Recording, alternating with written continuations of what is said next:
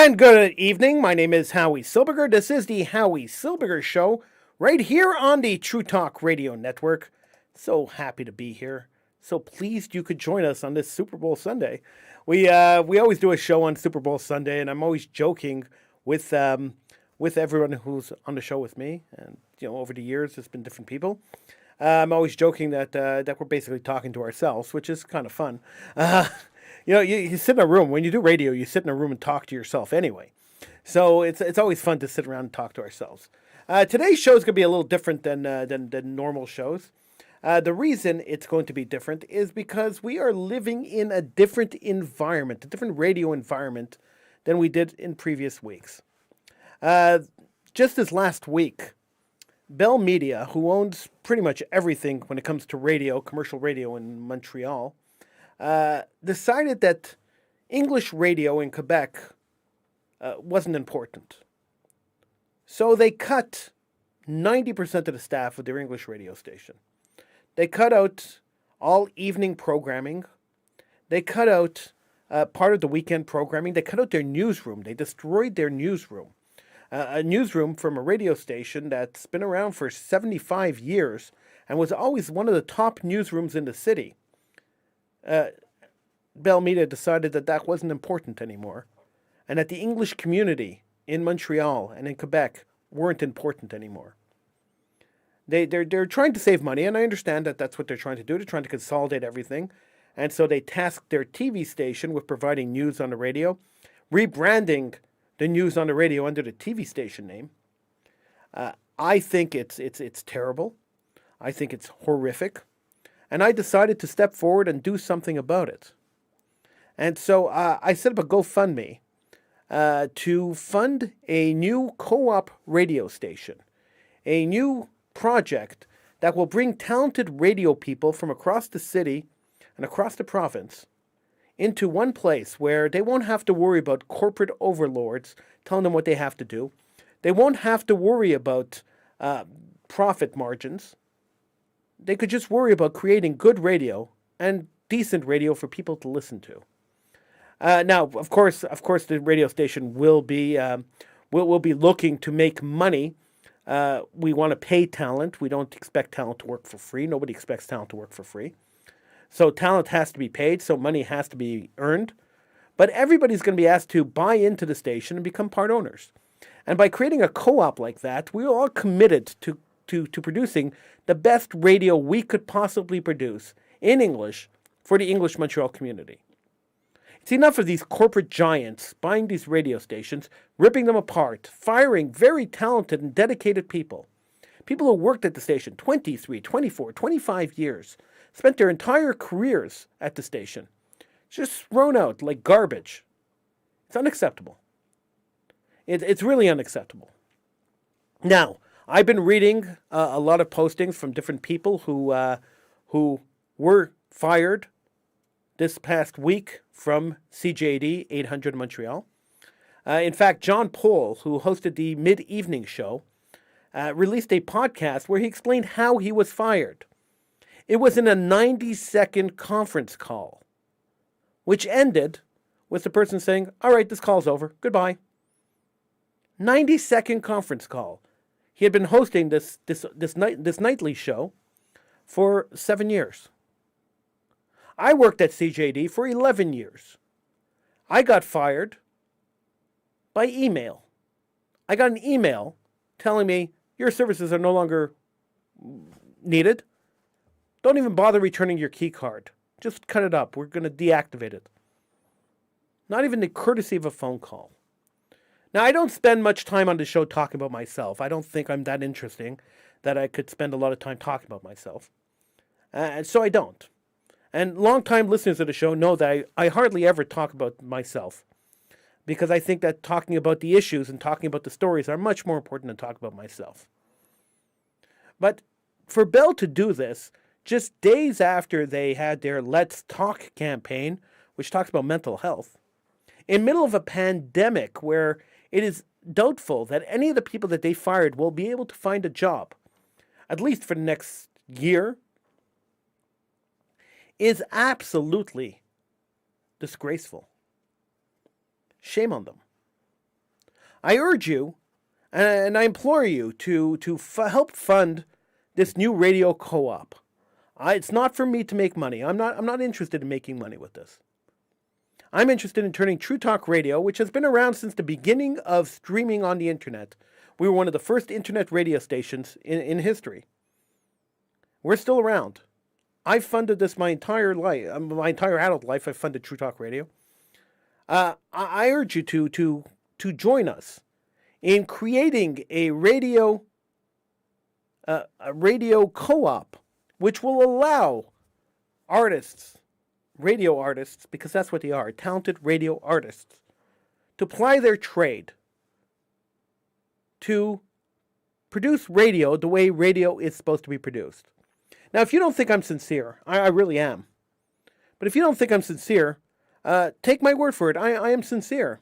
I am not looking to make a penny on this. If I produce a show, I expect to get paid the same way everyone else will get paid. But I don't expect to take any more money than anybody else takes out of this project. Even though True Talk Radio belongs to me. I don't want it to belong to me. I'm not even going to sell it. I'm going to give it to this co-op and allow the co-op to run it. Because that's how disturbed I am by what Bell Media has done. That's how upset I am about what Bell Media has done. And it didn't only happen to me. 11 years at Bell Media, 11 years at, Standard and Astral and Bell, and fired by email. John Poles there for 7 years, fired in a 90-second conference call. My friend Sheldon Eric Freed, who'll be joining me in just a few minutes, fired after over a quarter of a century working at that station. It's unacceptable. And nobody's saying that private enterprise has to keep staff on for 25 years, 30 years. Nobody's making that argument. The only argument I'm making is that you shouldn't be cutting the majority of programming on the only English radio station in Quebec. The only English commercial radio station in Quebec. You shouldn't be cutting people a year before they get their pensions. You shouldn't be cutting shows that you've been airing for 25 years, 22, 23, 25 years.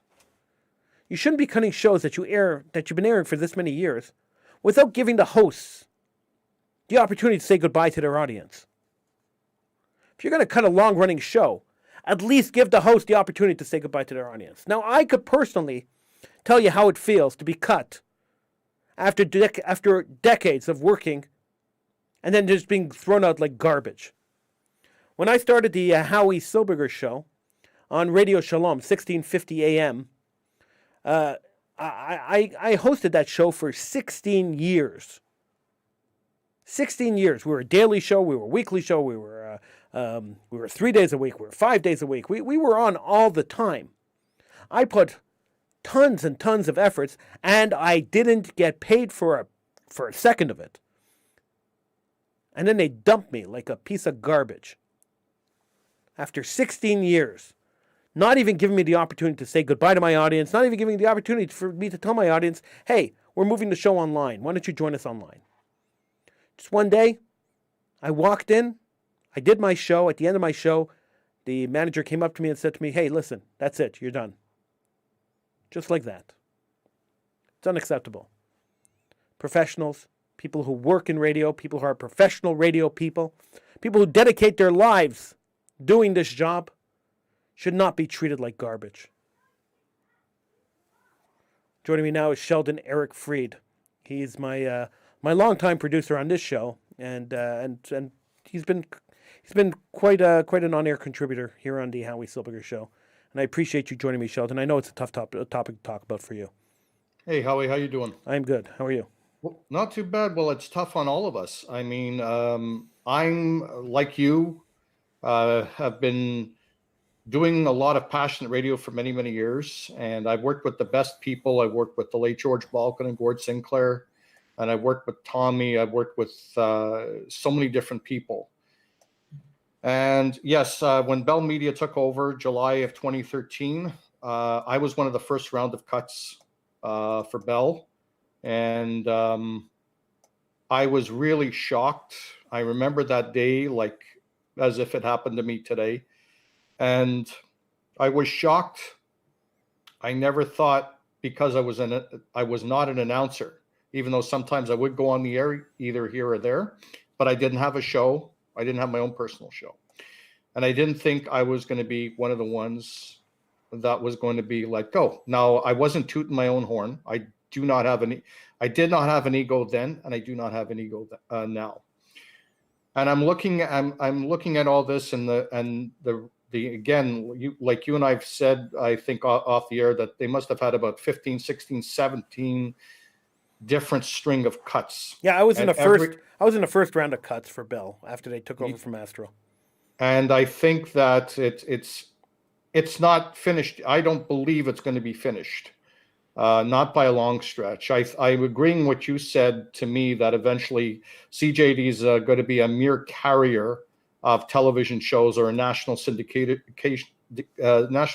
show from one major studio, maybe here in Montreal or Toronto. So they're going to get rid of a lot of staff. Further cuts probably will be one or two major production people for imaging, and the other production people will probably be let go. I really hope I'm wrong. Me too. It's bad enough that already the newsroom, who you and I would have never thought, never mind the operations team, would have never thought we'd be turfed out, or they would be turfed out. And people in the newsroom that got let go were 28 years. And I remember one of the cutbacks when I was let go, another couple of newscasters were let go. They had about 30 some odd years of broadcast experience. So obviously and CJD, and the thing is with CJD, when you're talking about a market in Montreal, Howie, CJD could write its own ticket because they really don't have any major competition. It wasn't like years ago when CJD, which was a powerhouse radio station then, that was also facing a powerhouse radio station called CFCF Radio 600. And they had a very hard-hitting news talk format. They were really good. They had some great hosts. And them and CJD were doing really good competition. But this was a city also that had two major newspapers, the Montreal Star, Montreal Gazette. Now the shrinkage of the Montreal English language broadcasting landscape has been severely shrunk. And when Bell took over, we were in the standard radio days at CJD. Then Astro, which was a big conglomerate, then bought over standard radio. And Astro took a long time before they got rid of people. And then from a bigger fish to swallow a smaller fish, being Astro swallowing up standard radio, even a bigger fish swallowed a big fish, and that was Bell swallowing up Astro. And Bell has tried a few times to acquire Astro or acquire standard, but on those occasions, the CRTC ruled against them because they were scared of exactly what's happening now, an erosion in the competitive broadcasting marketplace. And that's exactly what's happening. Well, it's not even an erosion, it's an elimination. There is no more. It's an elimination. So this is one of the reasons why the CRTC was against the acquisition of Bell for the other stations. I don't know what made the CRTC this time decided, and I guess we'll never know, decided that they got the green light in acquiring Astro. And the thing was, Bell was supposed to get rid of one of the radio stations, and one of the radio stations was of interest of a new media franchise called TTP Media, who expressed an interest in acquiring CJD because they've already had the wiring and equipment in place and personnel in place, and they would acquire CJD. Well, that didn't happen, and Bell was allowed to keep 5 radio stations, meaning Shom, Mix or Virgin, CJD, TSN, and I'm trying to think what the other station. Anyway, but so they kept those radio stations. They kept those radio stations. Well, it's Rouge in French, no? Yeah, Rouge in French, and yeah, exactly. So I think they had like 7 or 8 radio stations on Papineau. So I remember the day that Bell took over Astro, and at that time it was that time in June. And I remember literally it was like walking in from a very pleasant workplace. The next day was like walking into a funeral home. Could have heard a pin drop in a usual very busy and a very busy, chaotic public affairs area of a news talk radio station where people gather the material, they meet with announcers and everything like that. And I remember that day. And then I remember the day I was let go. And I just remembered the amount of people I said goodbye to, and it was just a very, very tough day. Now, I wasn't fired by email like you were, unfortunately, which I always believed that was wrong. I didn't receive a phone call. I was asked to come into an office, and I was at a boardroom, and the HR person and the career transition person was there, and they were giving me my package that I've accumulated. I've been there for 25 years. And I remember my ex-boss, Steve Couch, I once had supper with him in Toronto at Baton Rouge. And I remember he said to me, he says, you know what, Sheldon, in this business, it's not if you are let go, it's a matter of when. Yeah. And if you're there for 25 years, you had to be doing something right. Now, he gave me my 20th year certificate. And after he gave me, I was the last person he gave the 20-year certificate to. And then he just walked out of the party and was never seen again. Yeah, they turfed him too. Yeah. They turfed him too, but the way he just walked out and never looked back. It was almost like in the movie Ghost, where Patrick Swayze walks out at the end of the movie and then you just see him vanishing. Well, that's exactly what happened with Steve Couch, because I even asked him, and he said that I was the last person that he gave the certificate to. Shook my hand, and then he went, and that was it. And it was just a shame. I feel bad for the brand directors that are there, because they're stuck between a rock and a hard place. They are. I don't have any sympathies for them, but at the same time, I know they're stuck between a rock and a hard place. So I'm sure the brand director, Chris Berry, wasn't planning on ditching half his staff. I mean, I'm sure that's not what he had intended for his staff. I'm sure he wasn't. Brand managers don't tend to want to get rid of their talent, because that tends to eliminate their job, right?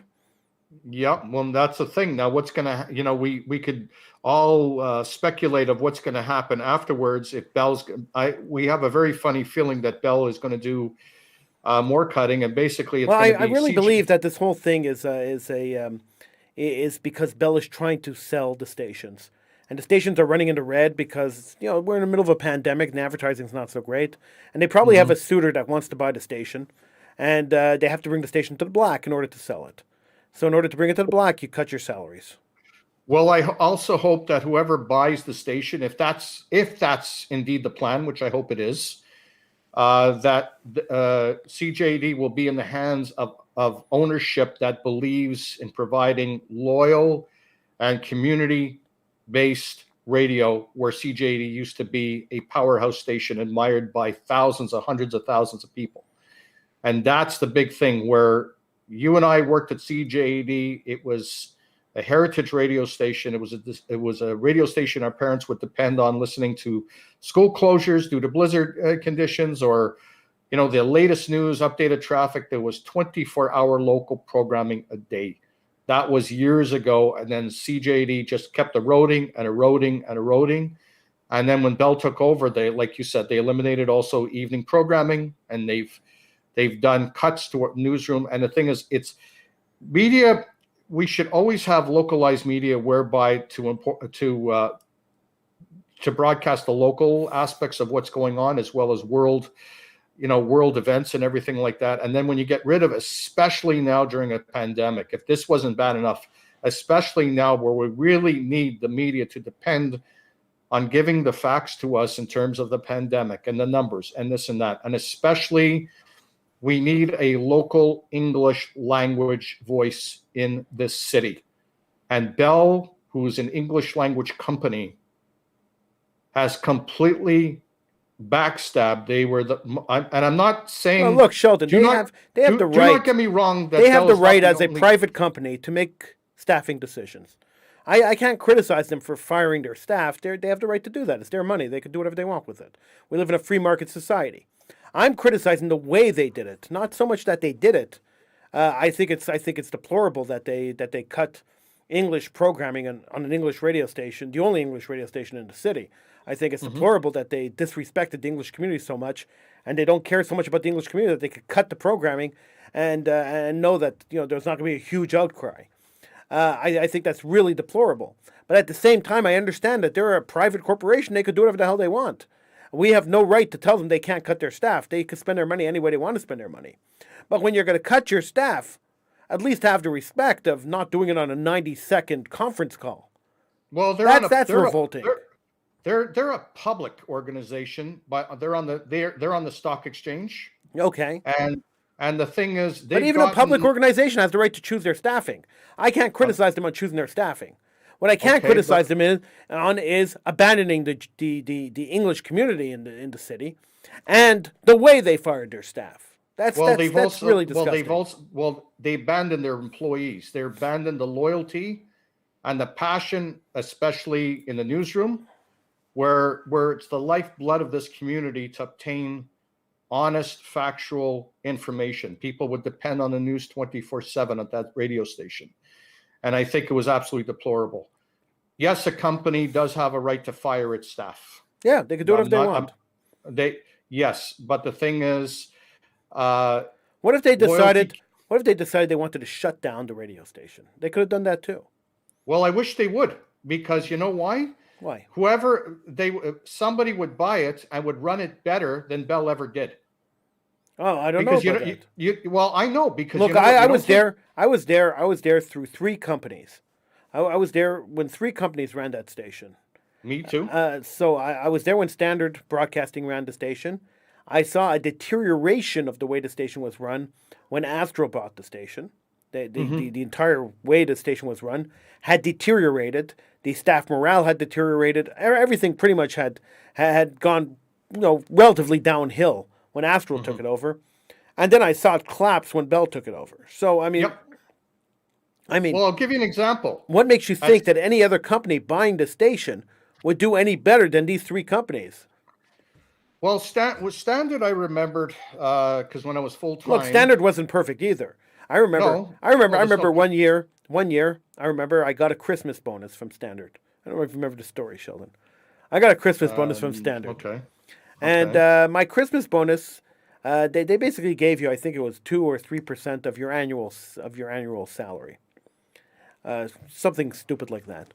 And so my Christmas bonus was for $190, okay? So like $190, $200. It was really not very much money. And I got the check came with a letter, and the letter said, "You should be proud of being a Standard Broadcasting employee. Standard Broadcasting made over $900 million in profits last year. So as a token of our appreciation for you being a Standard Broadcasting employee, we're sending you this little chunk of money to thank you for your things." No, I'm sorry. Did I say it was $200? I think it was $80. I seem to remember it was under $100. Right? And I get this letter saying that they made $900 million in profits, and they sent me a lousy $80, right? So I'm looking at this $80, and I was like, okay, $80 is $80. I'll put it in my pocket. Thank you very much. It's $80 more than I had before. I'm always happy when people give me money. Don't get me wrong, Sheldon. I like when people give me money. So I'm always I'm always happy. And money I don't have to work for, even happier, right? Thank you very much. Give me as much as you want. I'll take it. But then the kicker. The management came around and said, now you have to write a letter to Gary Slate thanking him for the bonus. And send him an email thanking him for the bonus. Every employee is obligated to write a thank you letter to Gary Slate. He was the president and CEO of Standard Broadcasting. So I looked at my manager at the time and I said to him, well, you want me to write him a thank you letter for the $80 he gave me? I mean, that seems like a lot of work for very little money. And he says, well, you are an employee and you must send him a thank you letter. I said, okay, I'll send him a thank you letter. And a lot of employees, I don't know if you remember that. Do you remember this, Sheldon? You remember when this happened? I remember because it was 1 year that I remembered, only 1 year we were asked to do this. Yeah. And I was full-time at the time. So I was actually getting like a salary. I was getting like as if I was getting paid for like the 2 weeks or something like that. I forget what it was. Right. And I remember that was the 1 year, and I found that was really odd because of all the years we used to get it, we never had to do it. Nobody ever mentioned it. So I was sitting in the newsroom with Richard Deschamps, and who also lost his he just job lost at his Bell. job this past week. And Yeah, I was sitting in the newsroom with Richard Deschamps and Jeremy Zafran, who's now working. I think he was at the CBC. I don't know where he is now. he's in Oh, he's at Ganawagi, I think. K103. Yeah. Yeah. So I was sitting in the newsroom with Jeremy Zafran and Richard Deschamps. And I say to the two guys, I say, listen, I have to write a thank you letter to Gary Slate. I mean, they had to write the same letter. And so Jeremy said, I wrote mine already. I just said, thank you very much, Gary, and sent off an email, right? And Richard said, I wrote thank yous too, and I sent it off. And I said, okay, I have to write this letter. Now, I can't just write a letter, Sheldon, saying thank you very much and just emailing it, because that would have been... Howie, I thought that's exactly what you did. It would have been just a little too pedestrian for me, right? I mean, here we go. Yeah. So, I wrote a letter to Gary Slate. Radio Volume 1 by Howie Silbiger, available now. I wrote a letter to Gary Slate, and I wrote, Dear Gary, I want to profusely thank you for the $80 that you sent me as a bonus. I really, really, really, really, really, really appreciate it.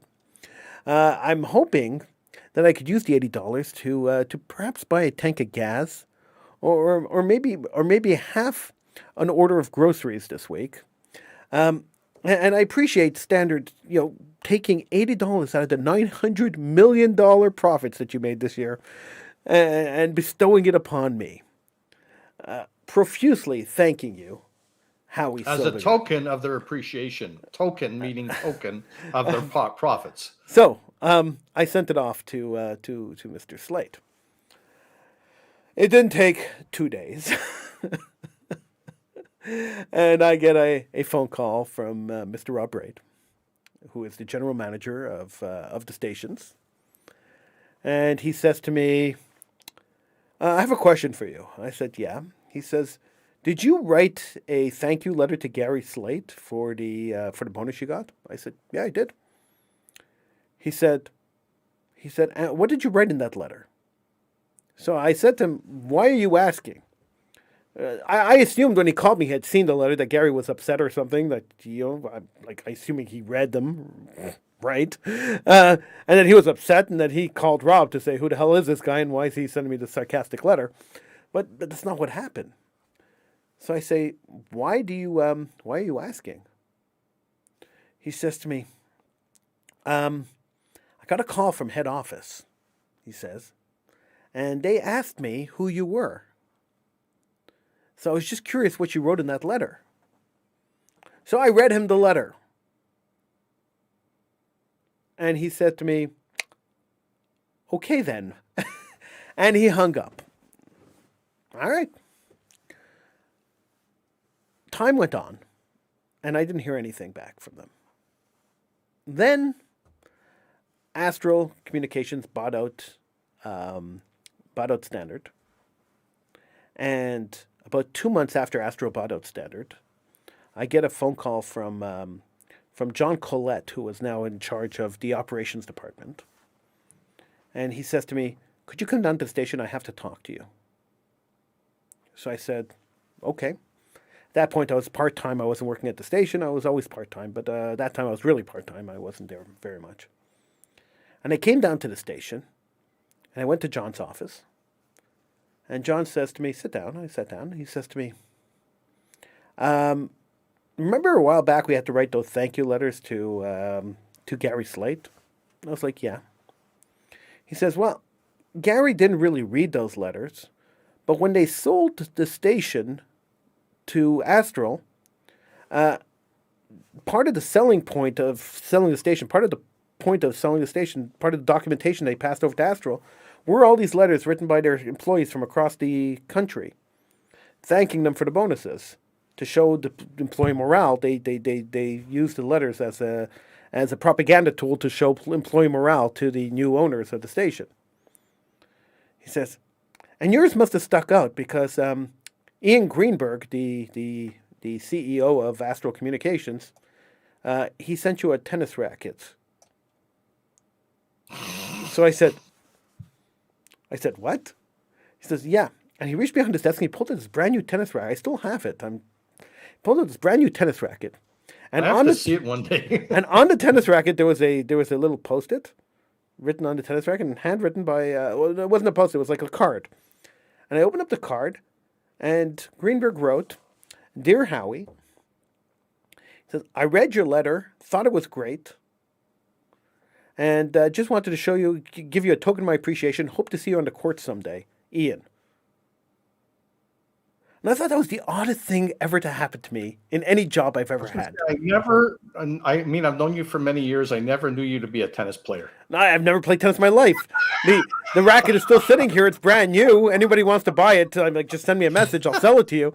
But the racket's never been used. It still has labels on it. It still has everything on it. But it was a racket in a racket holder, like in a case, and with a note on it from Ian Greenberg, the CEO of Astro Communications, saying, "Hope to see you on the court someday. Thank you for the letter." And I just thought that was fun. It was a funny ending because I mean, I had written the letter like 6-8 months, a year before, and like I never thought I'd hear anything about it again. But there you go. So they didn't think you were a racket. No. Okay. I'm sure he got a good laugh when he read my letter, though. But that was the weirdest thing that's ever happened to me. But I mean, not weirder than being fired after 11 years by email. That was weird too. Yeah. So I mean, I just don't get it, Sheldon. I don't get why people in radio feel that they have this special permission to treat other people like garbage. I don't understand how this happened. That radio people and TV people feel that they could do this. Why do you think that people in radio and TV aren't treated with a little more respect? Well, to quote Rodney Dangerfield, we all deserve respect in radio. And I think also this is now going to be the big stepping off point for online radio, just like we're doing a True Talk and other radio stations that are going up, because they don't have to go through the politics anymore. They don't have to go through the CRTC and Industry Canada and all this stuff. And I think that really the hiring of the biggest problem was when they started hiring, when these radio stations grouped together with these big companies, and they decided, well, we have money. What's the best way to get more money? And they would hire consultants that have never, ever been inside a control room or inside a radio station to see how it was run. It was all, like, in other words, Showman, and I'm going to give people a little bit of a history here. Shown back in its heyday in the early 1970s, it used to be CKGM FM, but when they were shown, they were playing a lot of music that the radio stations, let's say the classic rock stations, weren't playing. They were playing a lot of different types of songs, different types of artists that Canada's never even heard of before, and they made artists like Stick and Genesis and Supertramp a household name in the city of Montreal, where other stations wouldn't touch them. Their terms of branding and programming was very, very unique, and they would play these songs. And a lot of these songs I actually take today on my Inside the Vault show. I take those songs and stuff that you hear as part of my programming. But the thing is, when they started in the late 1970s to make it 98 Rock, it was done based on an American scheme to almost AM-ish FM radio stations to make it more like the way AM was sounding. And they thought in that way, companies like that, like Chum or other big companies back then, would make S-loads of money. And they would have these high price consultants. And that's how they started saying, okay, if we can make this much extra profit, let's trim the fat off the beef, and let's get rid of let's start getting rid of people and giving more work to some of the others. And as you progress in terms of your hierarchy and in terms of your income, then it'll contribute to more fat, and we're going to get rid of the excess fat. So we're going to trim. We're going to increase our bottom line and get rid of the employees that have worked for us for many, many, many years. And that was the beginning of the death for terrestrial radio, is when and it's not exclusive to Bell, so I'm going to reiterate this. Bell's not the only company to have done this in radio or otherwise. Rogers has done it. Shaw Media has done it. Chorus has done it. The big ifs. Evanoff Radio Group, they automate about 90. They have 90%, 95% of their stations automated, Yeah, for but the exception of Sheldon, the morning and the drive. I have no problem with that at all. But the problem I Okay. have with is that the original programming, Yeah. original English programming that should be every day for the Yeah. English community has been cut. That's my problem. It's the problem of the English community not having the programming that they should have on their only Absolutely. English radio station. Yeah. So if there were 3 or 4 English radio stations and some of them were doing talk, some of them were doing news, whatever, then I would say, okay, it's not an issue. But they're the only English talk radio station. And being the only English talk radio station, they have a responsibility to serve the community that they're serving. That's why I said they can write their own ticket, because no matter what they're going to do, they're still going to have their loyal audience. That's right. So this is why the Montreal market is a joke. And now because of what Bell did, it really emphasizes the fact that the Montreal English language broadcasting market is a joke. No, now it and is.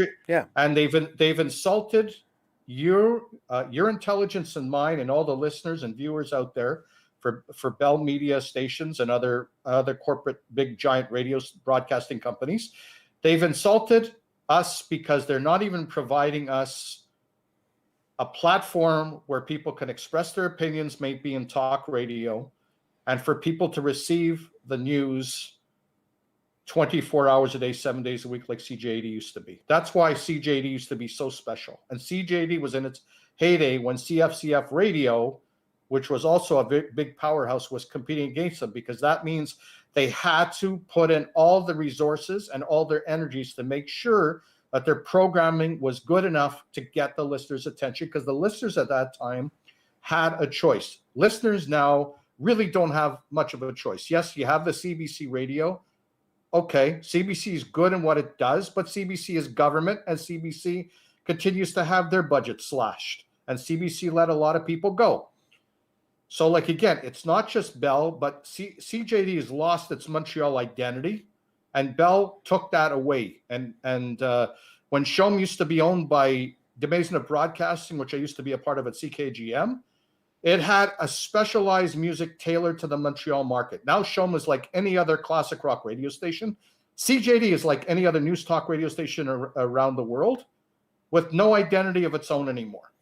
Okay, that's the problem. We got a question on Facebook. Paul's asking, would you be able to get TTR on XM radio? Yes and no. Years ago, I had a contact at XM that told me that we could probably get on if we had a niche market. So if we were going after, let's say, the Jewish community and did all Jewish programming, we could probably get a station on there. As a regular talk station, we'd have to prove that we have the listenership.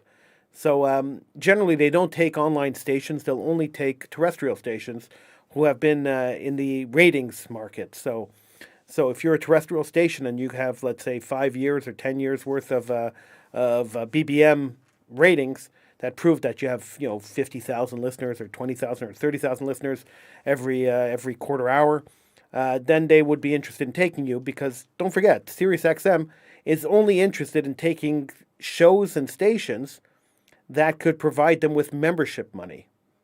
So when you become part of Sirius and you take your station, you put it onto Sirius, you have to close down your terrestrial station. They don't allow you to broadcast on both.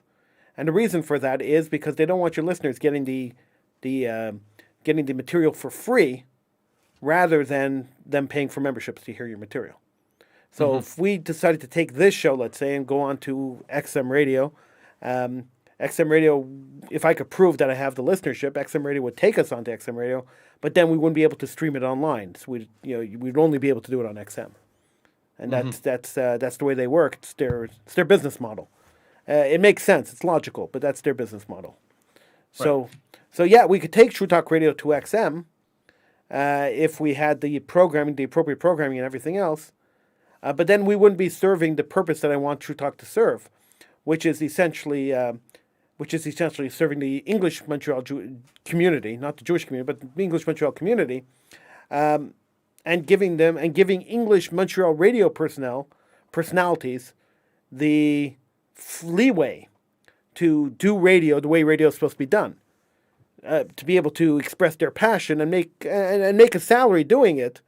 Like we have sales guys out there selling advertising so people can make salaries, but be able to produce radio without a corporate overlord saying, listen, that might be a little too unpolitically correct, so you can't really talk that way.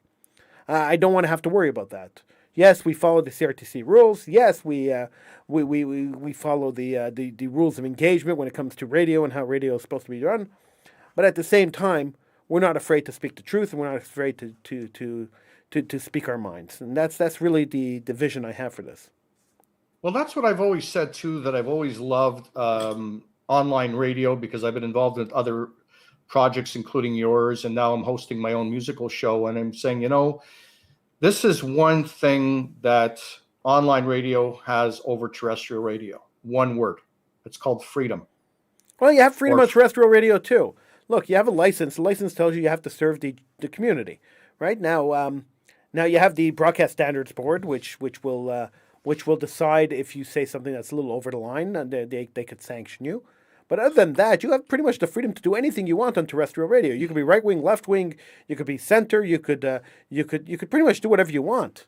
The fact that most stations in Canada choose to be left wing, not right wing, doesn't mean that they can't choose to go the other way, or choose to present both sides of the issue. They just choose not to.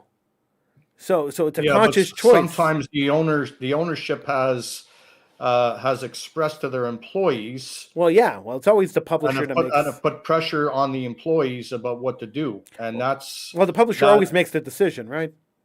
Yeah, and the thing is, that was the one thing that the talk hosts would lose their independence, because based on what the owners wanted them to do. And I always thought that was a wrong thing to do. As long as they were within the concept of not saying anything racist or attacking people based on ethnicity or any kind of prejudice at all. But I'm saying, let's say if you have a left-leaning view, a right-wing leaning view, or whatever the case is, and then the owner, let's say, is left-wing and you're right-wing, why should you be asked to change what your own beliefs are? Right. As long as you're adhering to the policies thereof that governs terrestrial radio use in Canada, because radio airwaves is for the public. It's for the public's consumption. Look, so I've been on the thing is telling you, using his leverage or her leverage to tell you what to think on behalf of the radio station. That's wrong. I've been on the radio for a lot of years. And in all the years I've been on the radio, I've always maintained that if you're going to come onto my show or you're going to come onto my station, you're going to be able to express your opinions the way you want to express your opinions. Now, Sheldon, you've been on my show for almost 8 years now. Have I ever told you that you can't say something on the show? Ever? Like, be honest. I'm sitting here, you're sitting there. I'm not going to get insulted if you're honest. Be honest. Have I ever coached you or told you how to think about any topic that we ever spoke about? I've even said it on my Facebook page. Many times I was saying about the freedom that I have in both. Look, I remember even when you and I discussed me doing the music show, you never gave me any restrictions. You never gave me, I told you exactly what my plan was, what I was going to play and stuff like that. And I was honest. I was saying, okay, listen, I'm going to play some artists, maybe some artists people might not like, or maybe some, that's why I always put a disclaimer in. But I'm saying at the same time, I'm saying, like, do I need to worry about any specific rules or anything like that? And you said, no, I have carte blanche. Yep. And it's the same thing. No, to answer your question, you never told me what I cannot express my views about or not. Look, we don't say outlandishly racist things. We don't go over the line. We do stick to the integrities of professionalism, honesty, and integrity.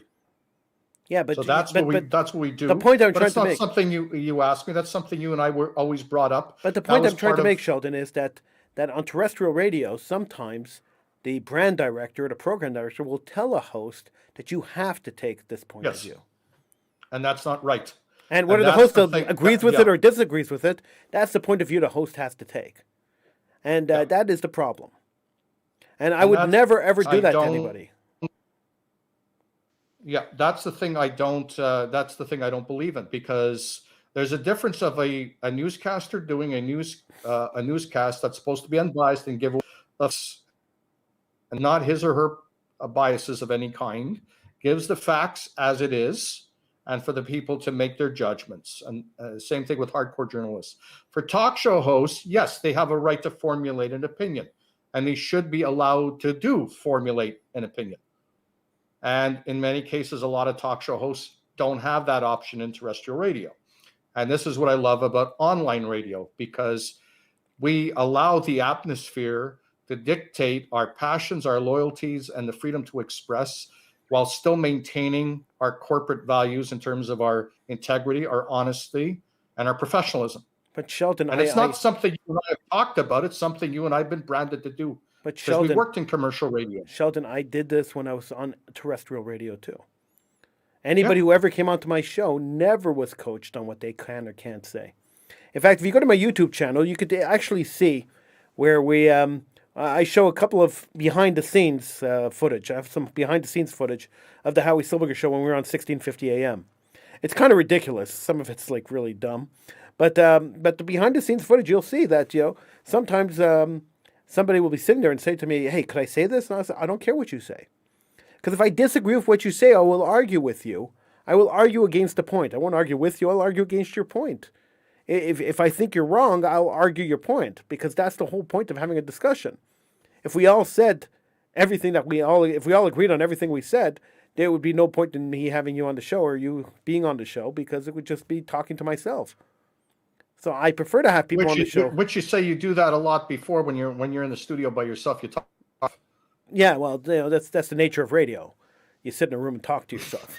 I mean, I'm sitting in this room right here, and I'm talking to you, but you're not in the room with me, right? So essentially, I'm talking to myself, and you're eavesdropping on the conversation. Who else knows this? Could be everybody else listening right now. I'm not so sure. I don't know. That's watching the Super Bowl and listening to you with the other ear. Right? Yeah. Because this is. But Super Bowl Sunday. here's another story too about the Super Bowl. Let me just. Sure. Before you get to your Super Bowl story, we've done the Super Bowl show, the Howie Silbiger show on the Super Bowl for at least 20 years. So I mean, it's all good. If you want to call in and get in on the conversation, you could do that. The show is live, so you could call in 1-877-669-1292. That's 1-877-669-1292. If it's Sunday night and you're listening, it's live. 1-877-669-1292. Sheldon, sorry about that. And don't worry, we don't have a halftime show, people. No, not at all. No, but I was saying, Sheldon might dance for you a little later, though. A few years ago, there was a big complaint from Bell Media when they had what they call the Super Bowl ads. Now, I'm sure you've heard of this, and we've talked about this before. And it used to be known as channel substitution. Right. And in the States, Bell would get their feed from an American network. So whoever was broadcasting Super Bowl, ABC, NBC, CBS, whoever was broadcasting, the feed itself, the game itself, the highlights, all this stuff would be broadcast via the feed through American networks. And when they would go to a commercial, instead of airing the American commercials, Bell would substitute the American commercials for Canadian commercials. So there was 1 year. That the CRTC did not allow Bell to do this. Now, for people out there, there's a lot of people out there that love the American and international commercials that you would see during the Super Bowl. And a lot of people would be upset here in Canada, and they would get their feed from illegal sources so they could bypass the Canadian commercials and get the American commercials. So Bell was really upset. They were like a bunch of crybabies. So 1 year they didn't get it. Oh, this is going to be detrimental to our bottom line and the whole kit and caboodle. The next year, the CRTC reversed its decision and allowed Bell to substitute commercials. So Bell was saying, remember at that time, that a lot of employees would have wound up losing their jobs because this would be a big impact on the bottom line and everything. And they were pleading like crybabies. Get out the violins. So the CRTC again decided to say, okay, all right, Bell, you could substitute your commercials for the American commercials during Super Bowl. And those commercials air, like, I think it's something like $1 million at least for a 15-second spot in the Super Bowl. Right. Okay, so you can imagine how much money Bell would pull into this thing. Sheldon, we got a call, so let's go to the phones. Yeah. Hi, who's this? Hey, good night. Hi. How do you get a DJ? I'm a DJ and I like to play on this Mixcloud. How do I get in touch with somebody? I have no idea, but thanks for calling. Okay, fine. He's a DJ. So that's pretty much what I understood on that conversation. Yep. Okay. Yeah. So then the thing was, as part of the pandemic money that was by the government to businesses for them to keep employees in the payroll, Bell received a lot of money from the federal government to try to, and like a lot of businesses were get what it was called, but it was like a business loan or a business supplement to keep the employees on the payroll. So it was part of a liberal government's money given to companies to keep their employees on the payroll. So they give the money to Bell. So obviously you could see what Bell did with the money, and it wasn't to keep the employees on. That's number one. Number two, Bell Let's Talk. Now, there was a lot of things such a joke. Bell over the last few years. Such a joke. That's the thing. Like, if this would have been a really good thing that they would do every year to the point of keeping everybody and Bell employees alike to make sure they get all the help they needed. Now they let people go right when it's Bell Let's Talk. They let people go in the midst of a pandemic where it's very hard to get jobs on any level right now, never mind on radio broadcasting. That's, like you said, they'll probably never get a job. And especially in this English language market, I don't know where they could get a job. Well, they can't. There's only one station. So there's no. And that station just cut them. So, and there were times that employees of Bell have taken time off because of mental health or whatever the case is, and they wound up being fired from Bell, the same company that paraded the Let's Talk. Now, they spent hundreds of thousands of dollars and millions of dollars in endorsements from celebrities and people from Howie Mandel down the line. Now, Just for Laughs is now tooting Bell's Let's Talk campaign, because now Bell acquired over 50% of Just for Laughs. So you could see where this is going. And but look, the Let's Talk campaign is actually a good idea, because talking about mental health is very important. Well, sure it is. But when you don't practice what you preach, that's the problem I have. So firing people in a 90-second conference call after years and years and years of work, of tireless work at your station, firing people in 90 seconds in a conference call is not really the way to maintain people's mental health. No. So the hypocrisy in this whole thing is that here they are doing a good thing, trying to promote mental health awareness, and at the same time breaking people's mental health by mistreating them as an employer. So I don't like the hypocrisy. I like the fact they raise money for mental health awareness. Don't get me wrong, and I think it's important. But at the same time, I think it's really revolting that they don't care about the mental health of their employees. So, well, that's the thing. That's why I would give mental health directly, like to go to the Canadian Mental Health Association and give directly there, but I would not give anything towards Bell, because as a former employee, I do not believe in supporting a radio station that doesn't support their own employees, that have robbed employees of their own livelihood. And I would rather give to the Canadian Mental Health Association directly and completely avoiding the third party being Bell. Yes, mental health is very important.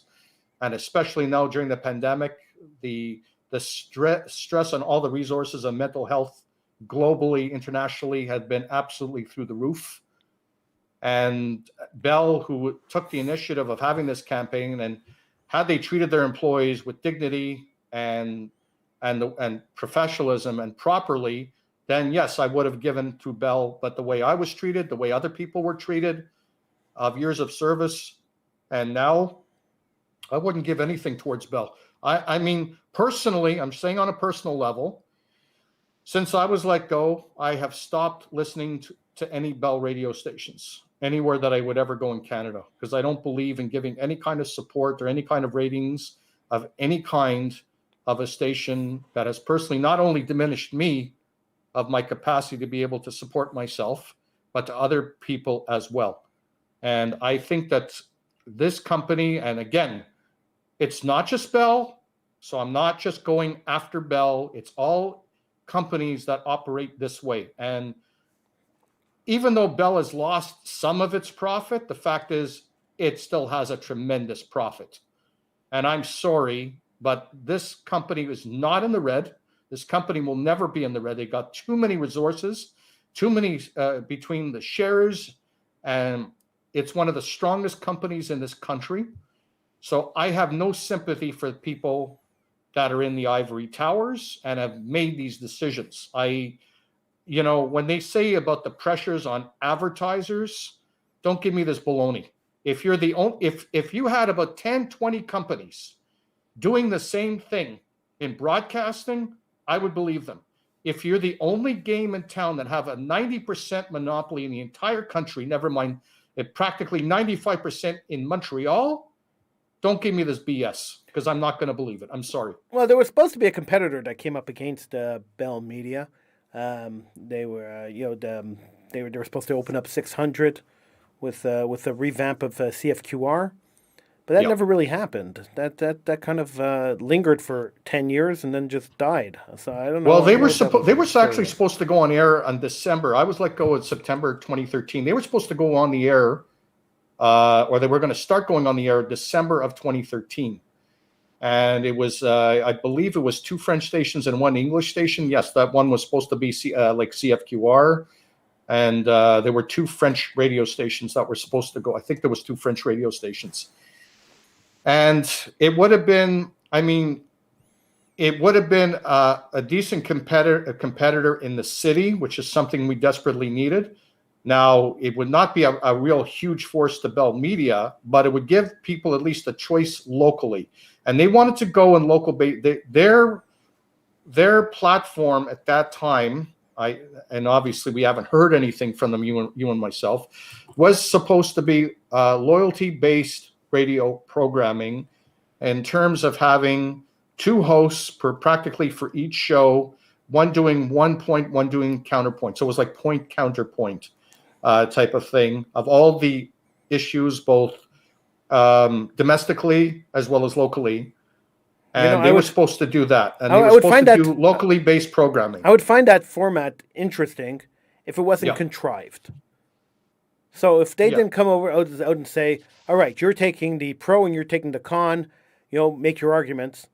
If people were actually fighting for the position that they actually believed in, I would find that very interesting. But my experience has been listening to a lot of radio over the years and watching a lot of, partisan television, let's call it, over the years, that the networks tend to tell people what they're going to say, not let people fight their own battles. And so if it was going to be contrived and people were going to be told which position to take... No, that's wrong too. It really wouldn't work for me. It has to be the freedom for people to choose the side, and it has to... First of all, people also will know, because radio is something that look in CJD's the Gang of Four, when they had that Gang of Four in the mornings. Yeah. It was obvious sometimes that there would be people on that panel who were arguing points that they didn't believe in. And so you were listening to their arguments, and they were making the arguments semi-convincingly, but it was obvious to anybody listening carefully that this is not the argument that this person would generally make. Mm-hmm. And so it was obvious to me, at least, that some of these people were told this is the position you have to take because the other two are taking that position, so you have to take this position. Right. That kind of contrived setup is problematic for me. I've always been of the mindset, and I've always run my show and run my station and everything else knowing that this is the position I have on whatever topic we're talking about, let me find a guest. Let me find somebody who could come on and take the counter position, but who actually believes in the counter position. Because it's much more fun and much more interesting to talk to and listen to somebody who believes in what they're talking about than somebody who did a bunch of research, has a bunch of facts, and is just spewing out facts that they read on the internet. Mm-hmm. Mm-hmm. Yep, I agree with that. I agree with that for sure. And I think that it would be nice to see if people were able to have their own expression, freedom of expression on a point counterpoint thing, and really be able to take it and make it their own. And I think that would be really very entertaining radio.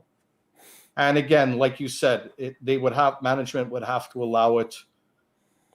And I would be able to see that this company would do it, because they're a small company, want to gain their listeners. But the idea seemed to have imploded anyway, so I don't think it's happened. Yeah. So the thing is, and you and I have discussed about it, and look, it's going on 8 years. I don't even know if they still have the license, and I haven't heard a peep. There was every once in a while when I would think something would be like dead in the water, all of a sudden I would see an article from somebody from the Gazette by the name of Fagstein, or other very well-known sources close to media would say, okay, this was why TTP Media was delayed. And I know there was a thing with the transmitter, and there was a thing of the renting of the transmitter and maintenance of the transmitter and all this stuff. And there was a lot of things now. None of these things take 8 years to clear up. So yeah, and I think that too. That I think it's pretty much it. I mean, they were playing music for a while on the 600 band. And if they still are, that means the CRTC is still allowing that. But how much longer is the CRTC going to allow it? And what about getting another game in town to be able to say, hey, let's open up a radio station and let's do this? Because apparently that's essentially what we're doing right here now. Yeah, Rogers was in the midst of trying to secure that frequency. Right. And they ran against TTP Media, and Steve Couch, we both know him and very well respected in radio circles. He put out a really interesting plan that convinced the CRTC that TTP Media was a real game and was a new game in town to be reckoned with. And they gave it to TTP Media, and they really weren't a new game in town to be reckoned with. So there you go. Yeah. And now we are trying to launch an AM radio station, not to compete against CJD, because you can't compete against the juggernaut, but we want to be able to offer, the English community programming produced by radio professionals who care about radio programs. So we want people to be able to express themselves, be able to create radio programming based on their passion for radio. I want a station run by passionate people who want to be passionate about radio, who don't have to care about the bottom line, don't have to care about the corporate overlords coming and saying, we're cutting budgets, so you got to cut 15 people. We don't want any of that crap. Simple as that. But I put it on my Facebook page. So I put the project on my radio page. You put it on your radio page. 600 AM is still playing music, Sheldon. Pardon me? We just confirmed, Paul just confirmed that 600 AM is still playing music. Oh, okay, Paul, thank you. So that means if they're still playing music, that means they still have a license. They still have a license. Yeah. But how long? The question goes to mind. How long will the CRTC just allow them playing music? That's a good question. On 600. That's a thing too, because when you have the license, and then when you're getting the advertising revenue and everything else, I mean, first of all, the CRTC is losing money if a license is granted and radio station is actually operational and making money and paying into it, as opposed to just the basic license. But now what's going to happen? So the question is, how long will the CRTC allow it? Well, it's been 8 years already, so it seems like a really long time. What about other people going to the CRTC saying, well, when are they going to launch? Because we have a platform to launch. Well, we're building a platform to launch. We will have a platform to launch within the next 3 months. It is the next 3 months we are looking to launch this radio station.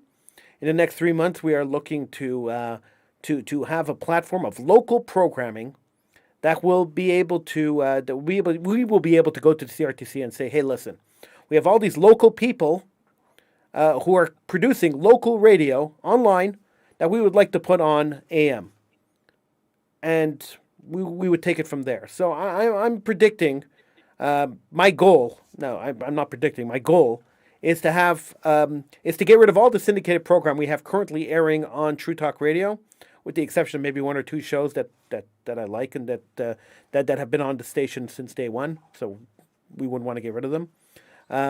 But to get rid of most of the syndicated programming on True Talk Radio and replace it with all local programming. This is our goal. Now, whether we achieve the goal in 2-3 months, that's what we're working towards. We're working really hard. In the background, we're working very hard to get there. Now, I'm hoping that we get there in 2-3 months, Sheldon, by the summertime, so that we could apply to the CRTC over the summer and be in their first round of hearings in September. That's the goal. Now, whether it works or not, that's up to if we could get the funding.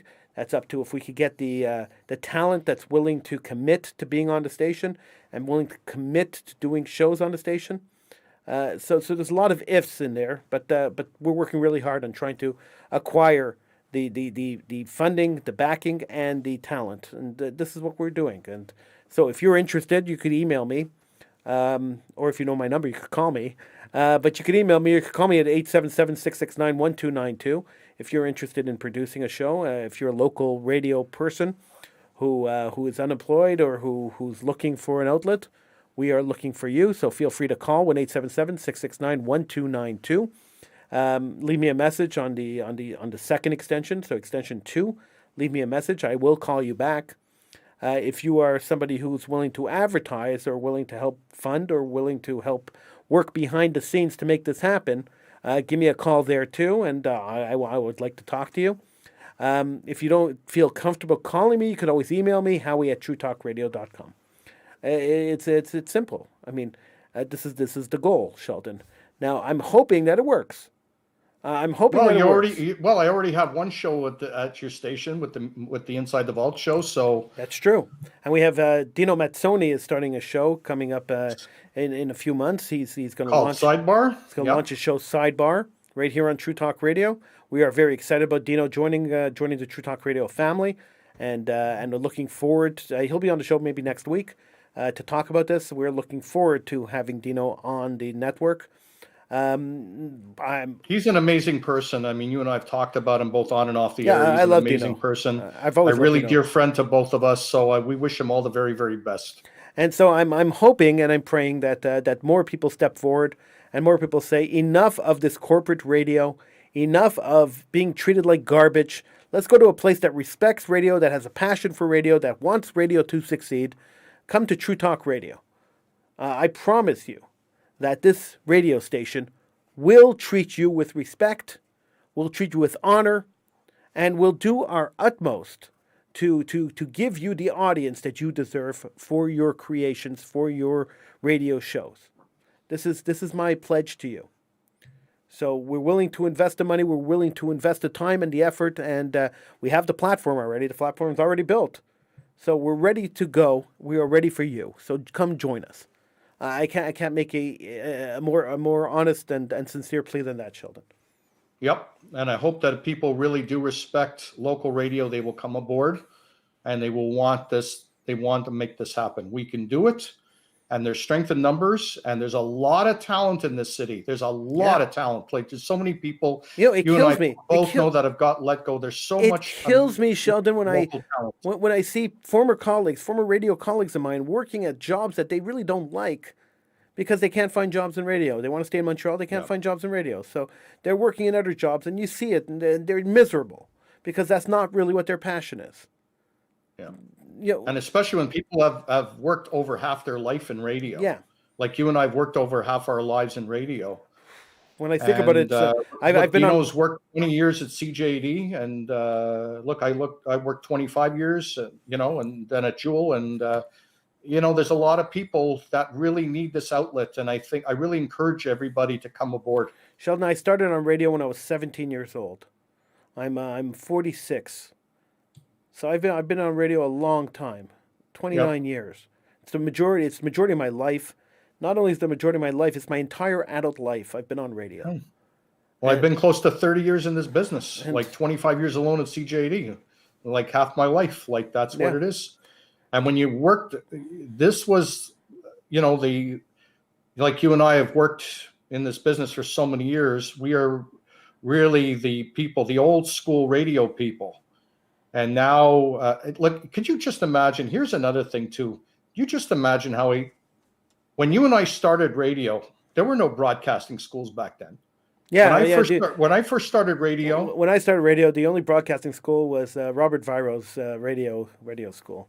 well, He even had before Robert Viro's he had radio just school, started it. and I know Robert Viro because Yeah. I used to work with him too sometimes. And I used to remember I would hear stories from people that have worked in radio longer than I have, and they were saying, oh, they would go to a small town like Brockville, or they would go like to like Cornwall or something like that, which were like small like minuscule markets, and would sweep the floors and would like do everything, like do production, their own Yeah. news, doing their own show, doing everything so they can get the experience. And then they would go into bigger markets. And the small market that I went to was Ottawa. That was a small market, and compared to Cornwall, it was a medium-sized market. So Ottawa was a big market when I got my start. But I also, before I got into commercial radio, I was doing the record library on a volunteer basis for Shome back in the old house on Green Avenue.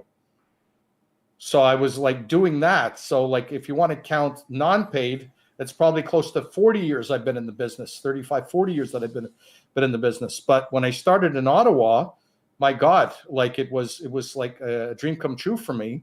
And it was a dream come true for you when you first got your first radio job.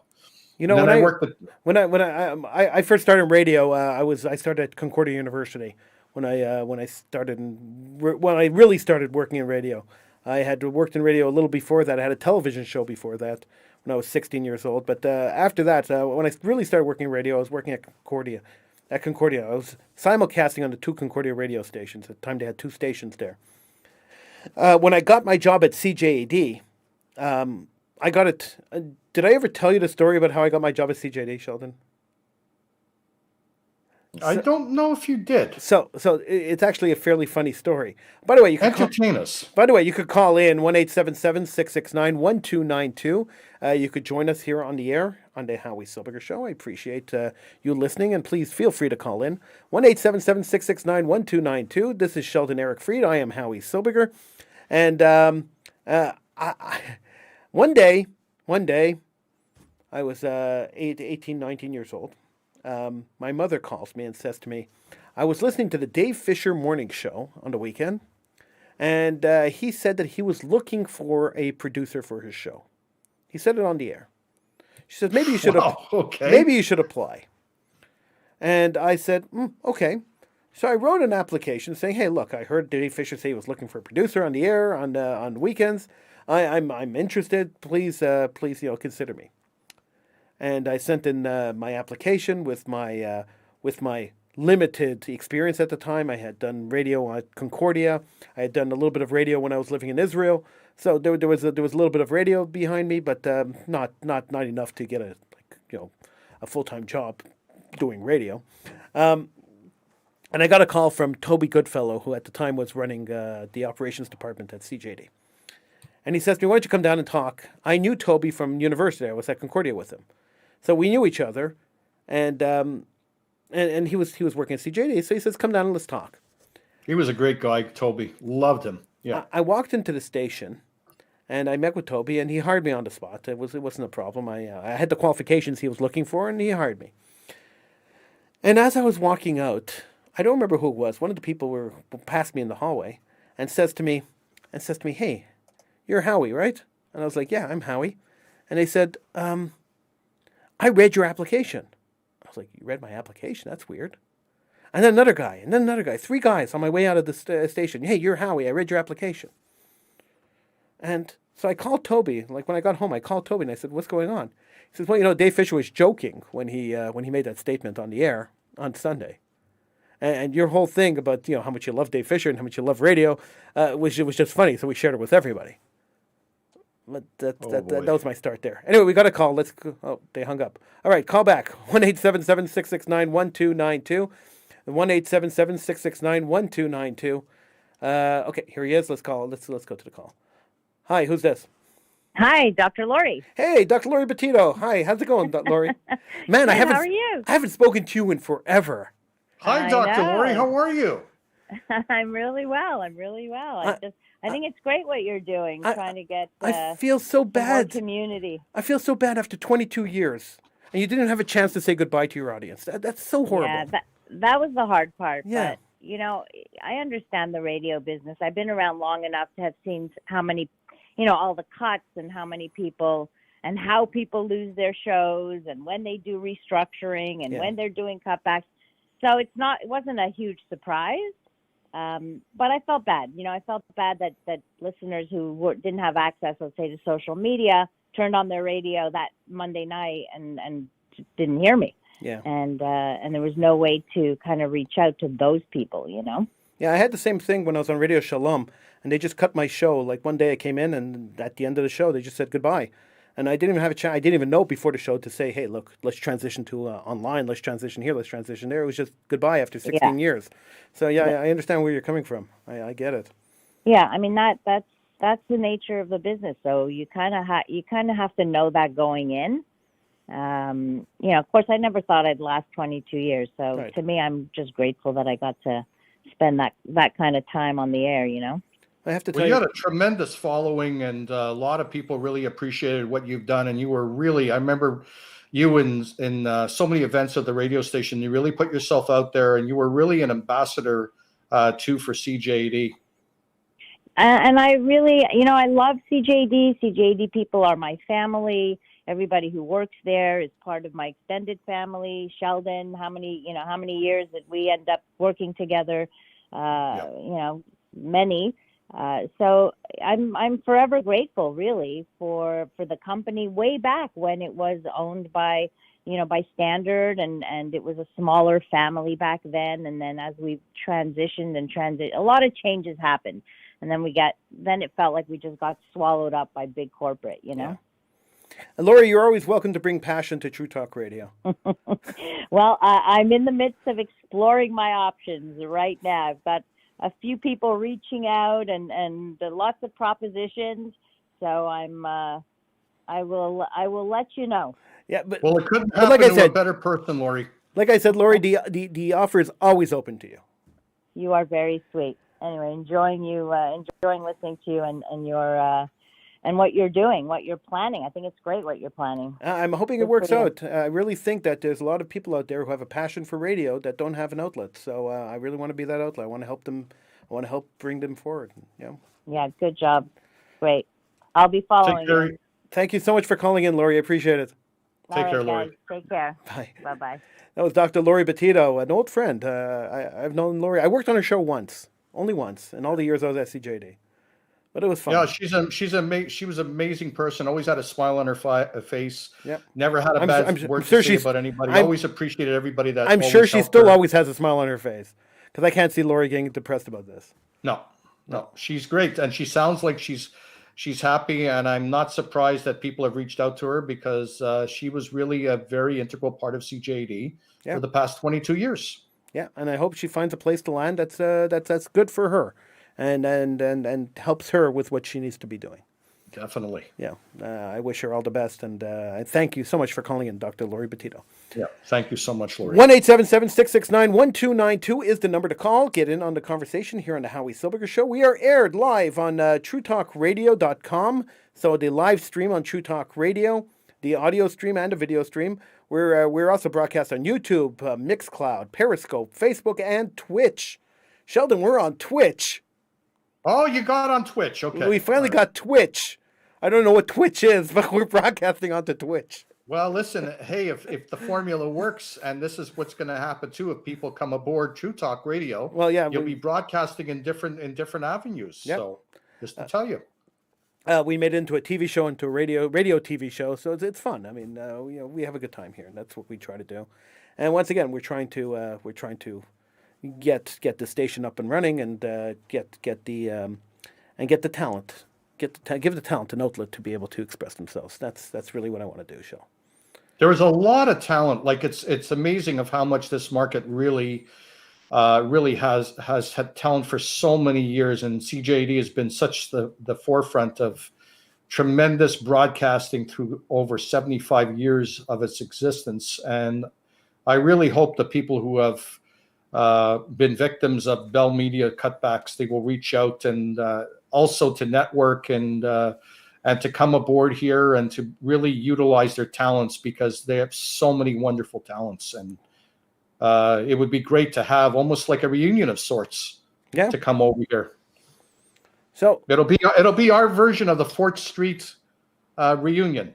Fort Street reunion. The Fort Street studios don't exist anymore, unfortunately, but the memories are still there. I don't know if you ever went to a couple, and like some haven't seen him so good. Sheldon, we're losing your audio, so maybe you want to start repeating that. I didn't hear a word you just said. Nope, still not hearing you, Sheldon. Okay. All right, so I think that's pretty much it. We're pretty much out of time, Shell. Anyway, but I think Sheldon was talking about the Fort Street reunions, and how he went to them, but I never bothered, and it was nice to see people. He felt it was nice to see people at these reunions. That's pretty much what you're saying, right, Sheldon? Shake your head because they can't hear you. Yep, that's pretty much what he was saying. All right, so I don't know what happened to Sheldon's audio, but he kind of vanished, which is pretty much our signal to get off the air.